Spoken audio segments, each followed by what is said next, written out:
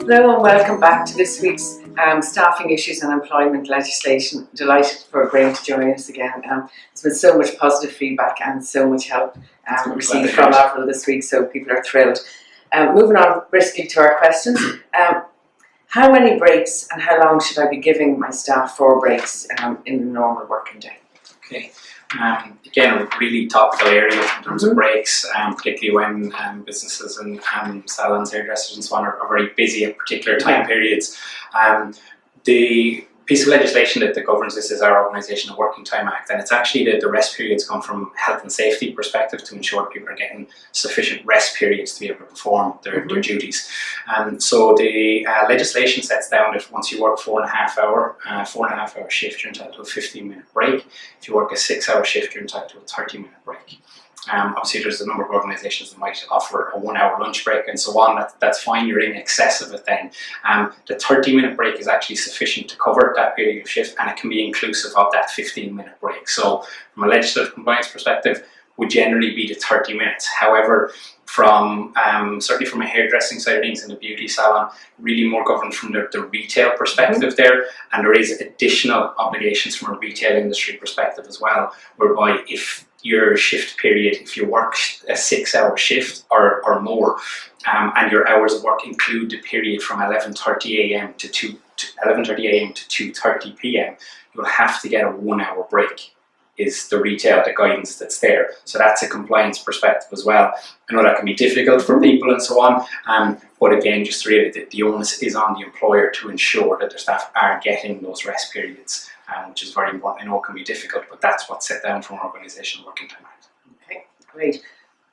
On that note, I work with a lot of salons, and sometimes people do very long days. They might do 2 or 3 days with 12-hour shifts. How many breaks are, what the length of breaks? I know it might sound obvious to you, but how many breaks should that individual get? Yeah, well, you're gone in, I suppose, you're gone above the 6-hour shift. So again, from a compliance perspective, you're talking about from a retail, and if it's covering that period of time, I was saying 11:30 to 2:30, you're still looking at your 1 hour.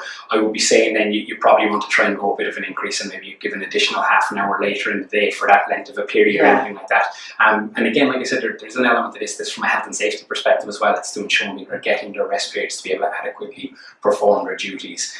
So the hour plus I'd be looking at maybe an additional half hour later in for. Okay, so 90 minutes in a 12-hour day. Okay. How many hours in total can an employee work? It's kind of a general perception from an Irish perspective that we've our 38, 39-hour working week. Under our compliance and our legislative guidance, what we have is there's a 48-hour working week is there. Now what that is actually, that's averaged out over a period of 4 months. So the reason it's done like that is to account for busy periods and busy times where somebody might work above that. But generally then if there's an inspection or there's anything, and it's for people themselves to have a look at over their own records, it's to see that, well, if I average it out over a 4-month period, are my staff working less than the 48 hours, and then you're going to be compliant. Okay. So that's your absolute max working week there, over a 4-month period. Great, thank you. What do I do if an appointment cancels and I have no work? Okay, I suppose there's maybe a couple of different things here. Some situations you might have employees who might be on a salary, but I do appreciate from the industry as well, I would imagine a lot from an hourly rate as well. If somebody is rostered to work and they've been scheduled to come into work on that day, there's this kind of phrase and term to do with annual leave, sick leave, where I'm at my employer's disposal, so I'm available for work, so I should be accruing. It really, I see it fitting in with that, where somebody is available to work.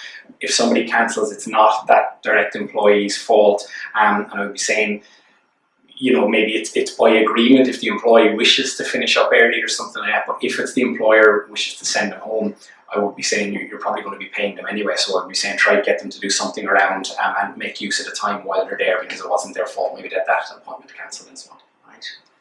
Okay, so then it really is to have a policy in place to make sure that clients don't cancel. As much as possible, I would say, yes. At the last minute. Another question, it's quite a lot of interest in, there are certain periods during the year where my company is very busy, especially around Christmas. Can I insist that my employees do not take their holidays during these busy periods? Absolutely. So people might be happy to hear that as a first answer to it. Certainly you can, and a huge number of organisations would have maybe restrictive patterns in terms of when you can and can't take it, or even the maximum amount of days you can take together, or so on, and how much notice you need to give. But absolutely, and an important thing maybe to keep in mind for employers is people think, oh, it's, as a staff or an employee, it's my annual leave. An employee will request annual leave. It's up to the employer to approve it. The obligation is on you to make sure that they're getting their statutory minimum entitlement from an annual leave perspective, but it is up to the employer to improve it. So if it doesn't work operationally, that is okay, as long, and it comes back to what you mentioned maybe earlier as well, is having a good policy around it and making sure that then you can have, some organisations call them blackout periods and so on, where look at our, we can't approve annual leave in that period because it's a really busy period, but then there's an onus on the obligation to make sure that staff are getting their annual leave in other times. Great. Okay, we'll leave it there for today, but thank you so much. Again, please keep the questions coming into us, because we'll be back again with Graham next week. So look forward to seeing you then. And in the meantime, I know Graham makes it sound so simple, but there is a lot of paperwork to be done in this. And of course, as usual, Avril, whose number is there at the bottom of the screen, if you'd like her to visit your salon for a free consultation to clarify any of this, Graham, that's okay. So again, keep your questions coming into us, and look forward to seeing you all again next week.